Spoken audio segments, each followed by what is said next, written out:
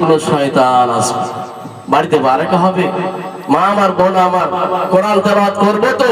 বলেন ইনশাআল্লাহ। জালসায় এসেছেন ভালো কথা, কিন্তু আসার পরে আমল যদি না করেন তাহলে কোনো কাজ হবে না। এরকম জালসা আমার লাইফে প্রথম দেখছি। না কোনো পর্দার ব্যবস্থা, না কোনো নিচে কিছুর ব্যবস্থা। হ্যাঁ, তো আল্লাহ কাছে দোয়া হবে, আল্লাহ যেন আমাদের যে এই ধৈর্য সহকারে মশার ভিতরে যে আপনাদের কোরআনের আলোচনা শোনার জন্য যে বসে আছেন, এর প্রতিদান আল্লাহ দিবে। বলেন সুবহানাল্লাহ। আমরা সব পারি, আমরা সব পারি। কলকাতা যাই আমরা, হ্যাঁ, মালদা থেকে কলকাতা অব্দি আমরা দাঁড়িয়েও যেতে পারি, পারি না? কিন্তু আমরা কোরআনের জন্য একটু কষ্ট করব। মা আমার, বোন আমার, হ্যাঁ, এর বদলা আল্লাহ পাক রব্বুল আলামিন দিবেন, অবশ্যই দিবেন। আমরাই আপনাদেরকে বলতে যাচ্ছি যে আমরা যদি মৃত্যুকে বারবার স্মরণ করি তাহলে আমাদের এই করুণ অবস্থা হবে না। যখন পাড়াতে কেউ মরে তখন আপনার জোহরের সময় যদি কেউ মারা যায়, আসরে মুসাল্লি বেড়ে যায়, জোহরও বেড়ে যায়, মাগরিবও বাড়ে। আবার 2-3 দিন কেটে গেল, আবার যা ছিল তাই হয়ে গেল, তাই না? এইভাবে করিয়েন না নিজেকে। ভাবছেন যে চালাকির উপর চলবো, জি না, এটা কখনো করা যাবে না। মৃত্যুকে আপনি যদি বারবার স্মরণ করেন তাহলে এইরকম চিন্তাধারা আপনার আসবে না। আল্লাহ পাক রব্বুল আলামিন কোরআন কারীমের মধ্যে বলছেন যে এই দুনিয়াতে যতগুলো সৃষ্টি রাজি আছে সকলকে দুনিয়া ছাড়তে হবে। এই মৃত্যু থেকে বাঁচার কোনো আমাদের ওষুধ নেই, কোনো ওষুধ নেই, কিছুই নেই। মৃত্যুর মুখে আমাদেরকে হতে হবে। আল্লাহ বলছেন কুল্লু নাফসিন যায়কাতুল মাউত, আমাদেরকে মৃত্যুর স্বাদ গ্রহণ করতে হবে। মা আমার, বাপজি আমার, দুনিয়া যখন আপনাকে আমাকে ছাড়তেই হবে, তাহলে এত কেন চালাকি আর এত কেন বাহাদুরি? আমরা ইসলামের ছায়াতলে আমরা কেন আসি না? যদি আমরা মৃত্যুকে এই জায়গায় বসাতে পারি যে আমরা সকলে মরণশীল, তাহলে আমরা অবশ্যই যে আমরা কি করব, যে আমরা বারবার আমাদের দ্বারা খারাপ কাজ হতে পারে না।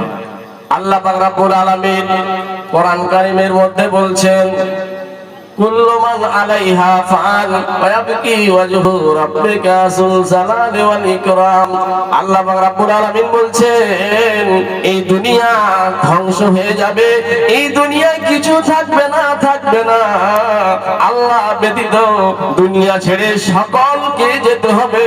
আপনার রাজ প্রসাদ, আপনার বাড়ি অট্টালিকা, আপনার বিলাসিতা, জমি জায়গা, বাড়ি গাড়ি সব ছেড়ে দিয়ে আপনাকে দুনিয়া ছেড়ে চলে যেতে হবে।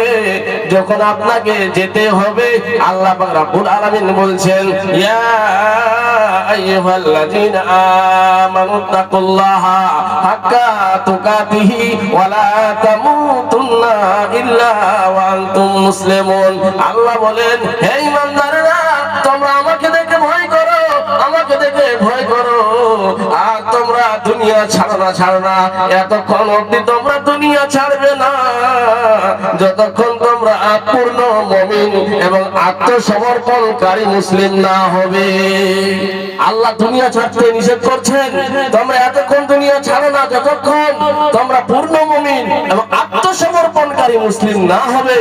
না হয়ে আপনি যদি মরেন, আমি যদি মরি, তাহলে খবর আছে। তাহলে আত্মসমর্পণকারী মুসলিম হতে হবে। আল্লাহ বলছেন ওয়াতাসামু বিহাবলিল্লাহি জামিআন ওয়া লা তাফাররাকু। তোমরা তোমাদের ইউনিটি, তোমরা তোমাদের ভাতৃত্বভাবকে বজায় রেখো। তোমরা দলমত সৃষ্টি করো না, তোমরা এক ইসলামের প্ল্যাটফর্মে ও মুসলমানেরা তোমরা চলে এসো। তোমাদের ইউনিটি বজায় রেখো, তোমাদের ভাতৃত্বভাবকে বজায় রেখে তোমরা চলো। আর দুনিয়া ছাড়তে নিষেধ করছেন যে যতক্ষণ তোমরা পূর্ণ মুমিন এবং আত্মসমর্পণকারী মুসলিম না হবে। মা আমার, বোন আমার, ভাই আমার, বাপজি আমার, আপনারও জানা নাই, আমারও জানা নাই। আত্মসমর্পণকারী মুসলিম হতে গেলে আল্লাহর জন্য, আল্লাহকে রাজি করার জন্য নিজেকে নুইয়ে দিতে হবে। আল্লাহর গোলামি করা লাগবে। আমরা আল্লাহর গোলামি করি না শয়তানের গোলামি করি?